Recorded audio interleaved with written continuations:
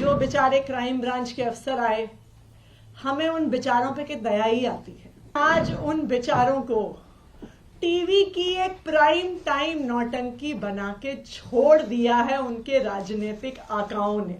वही लोग आए थे जो गोवा में गए थे, वही लोग आए हैं जो कर्नाटका गए थे, वही लोग आए हैं जो तेलंगाना गए थे, वही लोग आए हैं जो मणिपुर गए थे, वही लोग आए हैं जो अरुणाचल प्रदेश गए थे।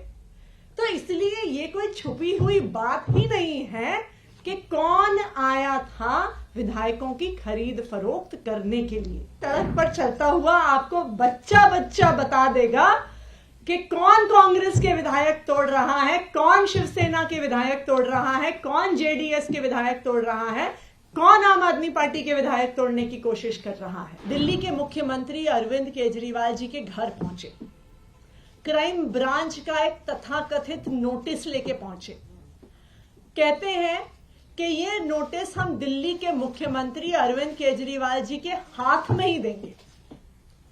आज सुबह वही आधा दर्जन क्राइम ब्रांच के अफसर मेरे घर पहुंचे। 2-3 घंटे तक वहां पे इंतजार किया। कभी अंदर गए, कभी बाहर गए, कभी घर के पीछे के दरवाजे पे गए, कभी आगे के दरवाजे पे आए। कहते हैं जी क्राइम ब्रांच का नोटिस है और नोटिस सीधा मंत्री जी के हाथ में देंगे। वैसे तो जो बेचारे क्राइम ब्रांच के अफसर आए, हमें उन बेचारों पे के दया ही आती है। दया इसलिए आती है कि जब पुलिस में आए होंगे, प्रमोशन के बाद इंस्पेक्टर बने होंगे, एसीपी बने होंगे, तो तब सोचा होगा कि पुलिस में आके देश की सेवा करेंगे, तब सोचा होगा महिलाओं की सुरक्षा करेंगे, तब सोचा होगा देशवासियों के लिए कुछ करेंगे। लेकिन आज उन बेचारों को टीवी की एक प्राइम टाइम नौटंकी बना के छोड़ दिया है उनके राजनीतिक आकाओं ने। जब वो बेचारे दिल्ली पुलिस वाले, क्राइम ब्रांच वाले बार बार कहते हैं, कल जैस्मिन जी की उनसे सीएम रेजिडेंस के सामने कुछ बातचीत हुई नोटिस को लेके, तो कहते हैं नहीं नहीं नहीं नहीं नहीं, हम मीडिया के सामने नहीं बात कर सकते, हम मीडिया के सामने नहीं बात कर सकते, अंदर आओ, हम मीडिया के सामने नहीं बात कर सकते। तो पूरी दिल्ली में, पूरे देश में क्या मैसेज जाता है? मैसेज जाता है कि दिल्ली पुलिस वाले डरपोक हैं, दिल्ली पुलिस वाले कायर हैं। ये कितने दुख की बात है कि दिल्ली पुलिस के जाबाज सिपाहियों की इमेज आज एक डरपोक इंसान, एक कायर की कर दी गई है, जो मीडिया के सामने बातचीत भी नहीं कर सकता। आप ये सोचिए कि दिल्ली के क्रिमिनल्स क्या सोचेंगे कि भाई इन दिल्ली पुलिस वालों से डरना जो 2-4 कैमरामैन से डरते हैं। एनीवे, तो कल आए क्राइम ब्रांच वाले 3-4 घंटे की इस नौटंकी के बाद मुख्यमंत्री अरविंद केजरीवाल जी को एक नोटिस देके गए।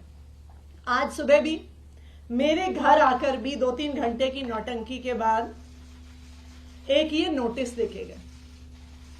अब ये नोटिस भी मजेदार है।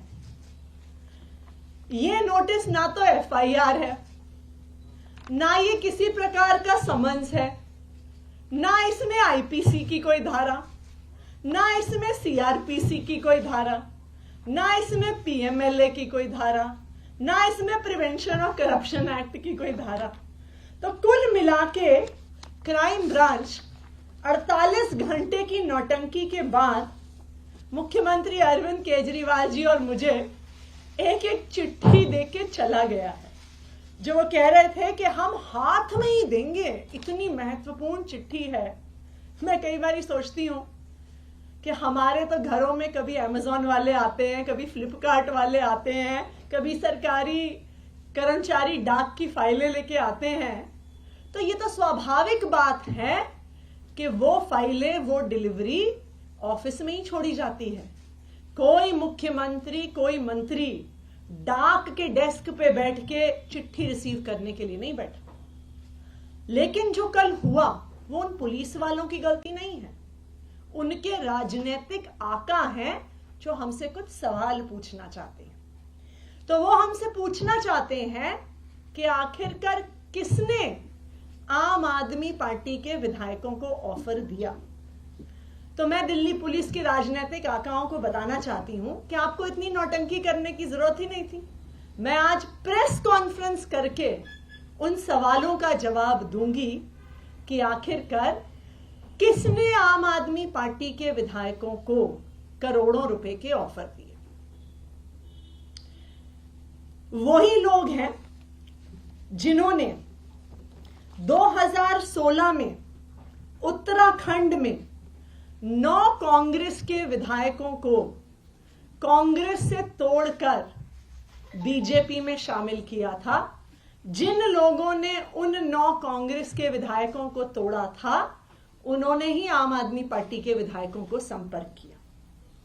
गोवा 2019 जुलाई, जब 14 एमएलए कांग्रेस पार्टी के 17 उनके टोटल विधायक जीत के आए थे, उनके 14 एमएलए कांग्रेस छोड़ के भारतीय जनता पार्टी में चले गए।